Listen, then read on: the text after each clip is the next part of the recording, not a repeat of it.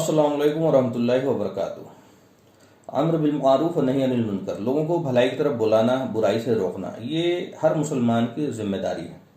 और इस बात पे डिपेंड नहीं करता है कि हम कितने काबिल हैं, मगर ये इस बात पे डिपेंड करता है कि हमारे अंदर कितनी कुड़हन है कि हम इस बात को लोगों तक पहुंचाने की कितना जज्बा रखते हैं। तो उससे ये होता है कि एक इंसान, कम पढ़ा लिखा इंसान भी कभी कभी ऐसी बातें उसके जहन में आती है और वो सामने वाले को ऐसी बातें बोल जाता है कि सामने वाला भी सोचने पे मजबूर हो जाता है कि कहीं मैं गलत तो नहीं कर रहा हूँ, कहीं कोई बात ऐसी तो नहीं कि जो मैं समझ नहीं पा रहा हूँ।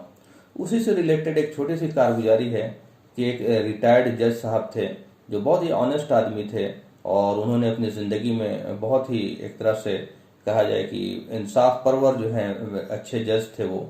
तो वो रिटायर होने के बाद किसी पार्क में वो जॉगिंग करते थे, टहलते थे, और एक हमारे ईमान वाले भाई, मुस्लिम भाई भी जो हैं उनके साथ टहला करते थे। और वो बहुत ज़्यादा तो सलाहियत उनकी नहीं थी, लेकिन उनके अंदर ये जज्बा ज़रूर था कि लोगों को हक बात बताते थे। तो किसी तरह उनसे, जब चूंकि आदमी जब पार्क में डेली टहलता है, डेली जॉगिंग करता है, तो कई बार एक दूसरे से मुलाकात हो जाती है, एक दूसरे से जान पहचान हो जाती है। तो जज साहब की जो है उन मौलाना साहब से मुलाकात हो गई, तारुफ हो गई, और एक दूसरे से उनकी थोड़ी सी इंट्रैक्शन होने लगी, बातें होने लगी। तो कई दिनों इस तरह से आपस में वो लोग वॉक करते थे, जॉगिंग करते थे। तो एक बार जो है जज साहब पास में रहते थे, तो उन्होंने कहा कि आइए आप हमारे घर में चाय पीते हैं हम लोग। तो वो भी गए साथ में। तो जब वो लोग चाय पी रहे थे, तो जज साहब को मतलब बड़ी हिम्मत करके उन्होंने बोला कि जज साहब, मुझे इस बात का खदशा है कि कल को क़यामत के दिन आप मुजरिम की तरह खड़े होंगे। ये मुजरिम वर्ड सुनते ही जज साहब भड़क गए। जाहिर सी बात है, एक मुजरिम का तस्वुर एक जज से बेहतर और किसको होगा। तो बोले, मैं और मुजरिम कैसे हो सकता है कि मैं मुजरिम हूँ। तो बोले, ये तो मैं नहीं बता सकता आपको, लेकिन मुझे इस बात का यकीन है कि कल को आप क़यामत के दिन मुजरिम वाले कटघरे में खड़े होंगे। तो उनको बड़ा गुस्सा भी आया कि भाई आप आधी बातें क्यों बता रहे हो, आप कहना क्या चाहते हैं हमें, मैं कैसे मुजरिम हो सकता हूँ। तो बोले, मैं तो नहीं बता सकता आपको बहुत ज़्यादा डिटेल में, लेकिन हमारे एक जो बुज़ुर्ग हैं या बड़े उलमा हैं वो आने वाले हैं, वो तशरीफ़ ला रहे हैं। तो मैं चाहता हूँ कि आप उनसे मुलाकात कर लें, और वही आपको जो है ये बता सकते हैं कि बेसिकली वो मालिक के यहाँ कौन लोग मुजरिम होंगे। तो इत्तेफाक से उनसे जब उनकी मुलाकात कराई गई, जब तो उन्होंने यही सवाल किया, जब कुछ दिनों बाद जब उनसे मुलाकात हुई, तो उन्होंने यही सवाल किया कि भाई ये मौलाना साहब हमें बोल रहे हैं कि कल के दिन हम मुजरिम की तरह होंगे, तो ये क्या कहना चाहते हैं। तो उन्होंने बोला कि भाई आप तो जज हैं। बोला, हाँ। हिंदुस्तान का भी एक कॉन्स्टिट्यूशन है। तो बोला, हाँ। तो कॉन्स्टिट्यूशन को ना मानने वाले आपकी नज़र में क्या है। तो बोला, मुजरिम है, देशद्रोही है। बोला, बिल्कुल सही बात है। तो ये मालिक का भी तो कोई, ये इस धरती को कोई मालिक चला रहा है, उसे हम ईश्वर कहें, अल्लाह कहें, परमेश्वर कहें, एक ही है, दो नहीं है, अनेक नहीं है। तो उसका भी तो कोई कानून होगा, बगैर कानून की तो चीज़ें नहीं चलती। उसका भी तो कोई मकसद होगा जिसने हमें भेजा है, तो वो मकसद भी होगा और एक कानून भी होगा। तो कुरान में भी आता है, वमा खलक़तुल जिन्ना वल इंसा इल्ला लियअबुदून, हमने नहीं पैदा किया जिन्नात इंसान को मगर अपनी बंदगी के लिए। तो ज़िंदगी जो है वो बंदगी में गुजरनी है, मालिक की इताअत करनी है, और उसके लिए मालिक ने हमेशा से नबियों को भेजा, दूतों को भेजा। अरबी में उसको दूत, नबी और रसूल कहते हैं।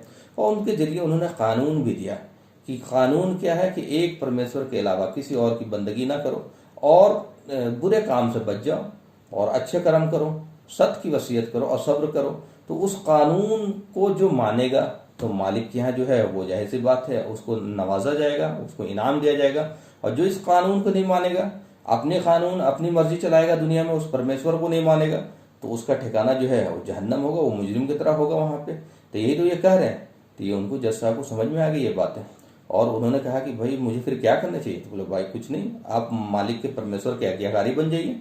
आप उस परमेश्वर को मान लीजिए कि वो मालिक एक है, वो अल्लाह एक है, और उसके सिवा किसी और की बंदगी और किसी और की परस्तिश नहीं करनी है।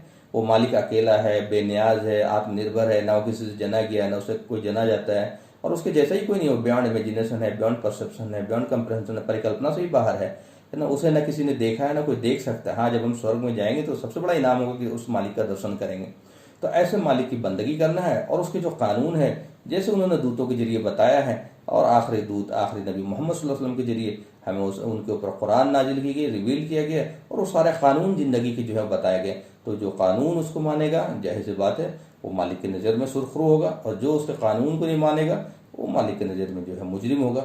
ये बात जज साहब को समझ में आ गई, तो उन्होंने बोला भाई मुझे क्या करना है? बोला कुछ नहीं, आप उसको यकीन करते? बोला हाँ। तो इसी चीज़ को अरबी में कहते हैं ला इलाहा इल्लल्लाह मुहम्मद रसूलुल्लाह, जैसे जो कलमा है उन्होंने उनको पढ़ाया कि भाई कहे आप गवाही दीजिए कि हमारा मालिक परमेश्वर एक है और हम उसी की बंदगी करेंगे, उसके साथ किसी को शिर्क नहीं करेंगे, किसी को एसोसिएट नहीं करेंगे, और मोहम्मद सल्लल्लाहु अलैहि वसल्लम अल्लाह के रसूल और बंदे।